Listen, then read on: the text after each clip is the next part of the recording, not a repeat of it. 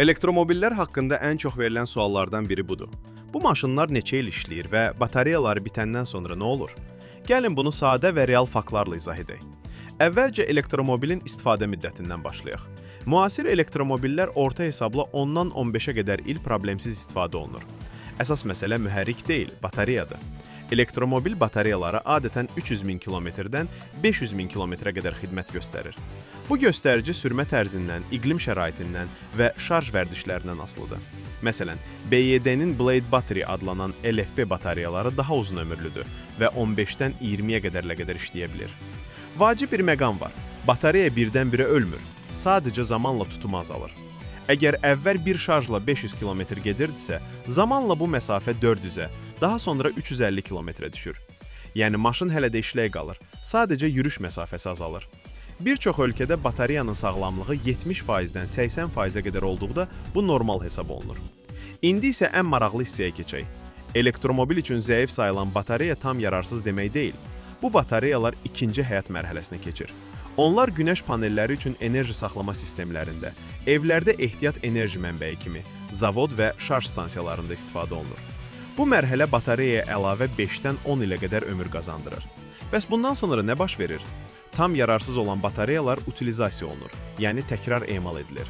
Elektromobil batareyalarının içində litium, nikel, kobalt, mis və alüminium kimi çox dəyərli materiallar var. Xüsusi zavodlarda bu batareyalar sökülür, materiallar ayrılır və yenidən yeni batareyaların istehsalında istifadə olunur. Hazırda texnologiya imkan verir ki, batareyanın 60%-dən 95%-ə qədər hissəsi geri qaytarılsın. Dünyada Tesla, BYD, Volkswagen kimi istehsalçılar öz elektromobil batareyaları üçün rəsmi geri alma və utilizasiya proqramları tətbiq edirlər. Bəs Azərbaycanda vəziyyət necədir? Hazırda ölkəmizdə elektromobil batareyaları üçün böyük recycling zavodu yoxdur, çünki bazar hələ yenidir. Praktik olaraq batareyalar rəsmi servislərə və ya idxalçı şirkətlərə təhvil verilir. Bəzi hallarda isə xaricə göndərilir. Elektromobillərin sayı artdıqca bu sahədə Azərbaycanda da rəsmi sistemlərin yaranması qaçılmazdır. Sonda isə bir mifi dağıdaq. Çoxları düşünür ki, elektromobil batareyaları ətraf mühit üçün təhlükəlidir.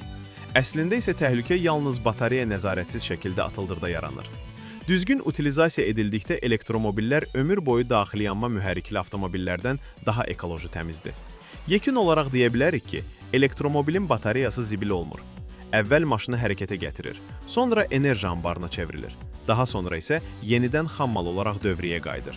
Gələcəkdə elektromobillər sadəcə avtomobil yox, enerji sisteminin bir hissəsi olacaq. Utilizasiya məsələsi barədə sizin nə düşündüyünüz çox maraqlıdır. Bu mövzuda fikirlərinizi şərh bölməsində yazın. Videonu paylaşın və kanala abunə olun. Təşəkkürlər.